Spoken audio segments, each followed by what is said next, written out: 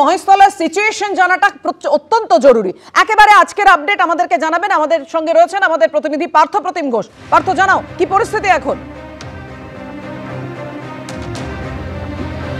দেখো, আমরা রবীন্দ্রনগর থানার সামনে একেবারে রয়েছি এবং সেই রবীন্দ্রনগর থানার সামনে ছবিটা তোমার দেখাবো।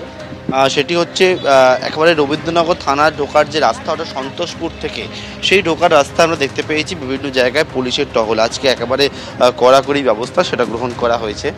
থানা চত্বর জুড়ে বিভিন্ন জায়গায় র্যাপিড ফোর্স মোতায়েন করা হয়েছে, পুলিশের উচ্চপদস্থ আধিকারিকরা তারা রয়েছে। যেদিকেই তাকাচ্ছে সেদিকেই শুধু পুলিশের ফোর্স আমরা দেখতে পাচ্ছি। এক হচ্ছে ডায়মন্ড হারবার পুলিশ জেলার অধীনে পরেই রবীন্দ্রনগর পুলিশ স্টেশন, সেই ডায়মন্ড হারবার পুলিশ জেলা পুলিশ তো আছেই, তার সঙ্গে কলকাতা পুলিশের ফোর্স আমরা দেখেছি বিধাননগর বারুইপুর থেকেও কিন্তু পুলিশের বাহিনী, সেই বাহিনী এসে পৌঁছেছে। এবং এই জায়গা বিভিন্ন যে জায়গা সেখানে সকাল থেকে দেখতে পাচ্ছি মাইকের মাধ্যমে প্রচার করা হচ্ছে যে এলাকায় 144 ধারা, যেটি আগে বর্তমানে 163 নম্বর ধারা, সেই ধারা প্রয়োগ করা হয়েছে। একসঙ্গে জমায়েতের ক্ষেত্রে নিষেধাজ্ঞা রয়েছে।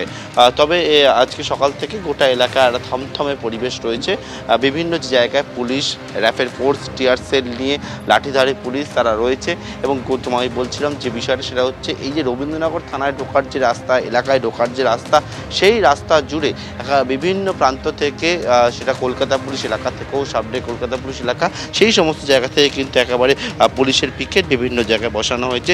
সকাল থেকে থমথমে রবীন্দ্রনগরের ছবি, সেটাই আমরা দেখতে পাচ্ছি। একদম অবশ্যই পরিস্থিতির দিকে আমাদের নজর থাকবে। এই মুহূর্তে তোমাকে ধন্যবাদ। সকাল থেকেই দেখুন পুলিশের তরফ থেকে মাইকে ঘোষণা করা হচ্ছে পরিস্থিতি যাতে শান্ত থাকে, সম্প্রীতি বজায় থাকে। দেখুন, এই এলাকায় শান্তি শৃঙ্খলা রক্ষার্থে বিএনএসএস 163 অর্থাৎ সিআরপিসির 144 ধারা জারি করা হয়েছে। এই আইনের বিধান অনুসারে 5 জন অথবা তার বেশি ব্যক্তি এক জায়গায় জমায়েত সম্পূর্ণভাবে নিষিদ্ধ। এই আইনে অমান্যকারীদের বিরুদ্ধে যথাযথ ব্যবস্থা নেওয়া হবে। শান্তি শৃঙ্খলা রক্ষার্থে বিএনএসএস 163 অর্থাৎ সিআরপিসির 144 ধারা জারি করা হয়েছে। এই আইনের বিধান অনুসারে 5 জন অথবা তার বেশি ব্যক্তি এক জায়গায় জমায়েত সম্পূর্ণভাবে নিষিদ্ধ। এই আইনের বিধান অনুসারে আইন অমান্যকারীদের বিরুদ্ধে যথাযথ ব্যবস্থা নেওয়া হবে। সংখ্যালঘু ভোট নিয়ে এবার বিস্ফোরক দাবি করলেন তৃণমূলের সংখ্যালঘু বিধায়ক হুমায়ুন কবির। তিনি বলেন, ওয়াকফ ইস্যুতে গ্রামের মুসলিমরা আত্মবিশ্বাস হারিয়েছে, অনেকে বিকল্প নিয়ে চিন্তা ভাবনা করছে। অন্যদিকে তৃণমূল সাংসদ সৌগত রায় আবার বলছেন, মানুষ মমতা বন্দ্যোপাধ্যায়ের মুখ দেখে ভোট দেন। আমরা 195 থেকে 98 সিটের জায়গায় আছি। সেক্ষেত্রে শাসক দলের সিট অনেকটা কমে যাবে। হ্যাঁ, কমতে পারে, অসম্ভব কিছু না। বছর ঘুরলেই বিধানসভা নির্বাচন, তার আগে সংখ্যালঘু ভোট নিয়ে বিস্ফোরক দাবি করলেন তৃণমূলের অন্যতম সংখ্যালঘু মুখ ও মুর্শিদাবাদের দাপুটে তৃণমূল বিধায়ক হুমায়ুন কবির। যে সংখ্যালঘু ভোট তৃণমূলের প্রাণভোমরা, তাতেই ভাঙন ধরতে পারে বলে কার্যত ভবিষ্যৎবাণী করলেন তিনি।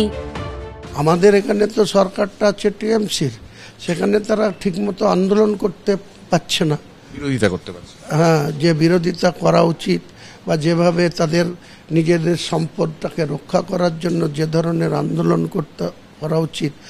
জাফরাবাদে যে হরবন্ধু গোবিন্দ দাস এবং চন্দন দাস খুন হলো, কিছু বাড়িঘর লুট হলো, পুলিশের কিছু অগ্নিসংযোগ হলো, কিছু গাড়ি ভাঙচুর হলো, সেই ঘটনার পরে আজকে তো মুসলিমরা যে তাদের সম্পদটা রক্ষা করার জন্য যে আন্দোলন, সেই আন্দোলনটাই করতে পারছে না। তাদের মধ্যে একটা ভীতি, তাদের মধ্যে একটা আলোচনা, পর্যালোচনা, সমালোচনা শুরু হয়েছে শাসক দলের বিরুদ্ধে। হ্যাঁ, যে শাসক দলের বিরুদ্ধে আমরা কেন আন্দোলন করতে পারবো না।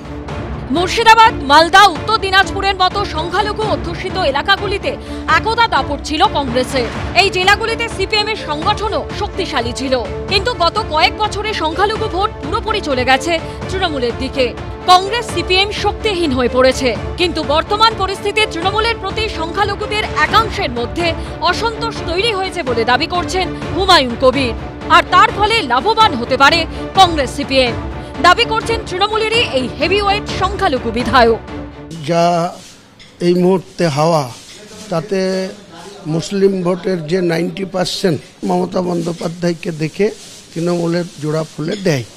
কিন্তু যেভাবে এই ওয়াকফ নিয়ে, যে ধরনের ওয়াকফ ইস্যুতে বিভিন্ন গ্রামের মুসলিম যারা একটু কম শিক্ষিত বা অশিক্ষিত, তারা কিন্তু যেভাবে নিজেদেরকে এই ওয়াকআপ নিয়ে নিজেরা মানে নিজেদের ভিতরে কনফিডেন্স নাই, নিজেদের ভিতরে আত্মবিশ্বাস হারিয়েছে, তাতে অনেক এই ধরনের পর্যালোচনা আলোচনা বা তারা বিকল্প কি করা যায় এসব নিয়ে চিন্তা ভাবনা করছে। কংগ্রেস, সিপিএম, আইএসএফ মাত্র একটা সিট আছে, কংগ্রেস সিপিএম 0 আছে।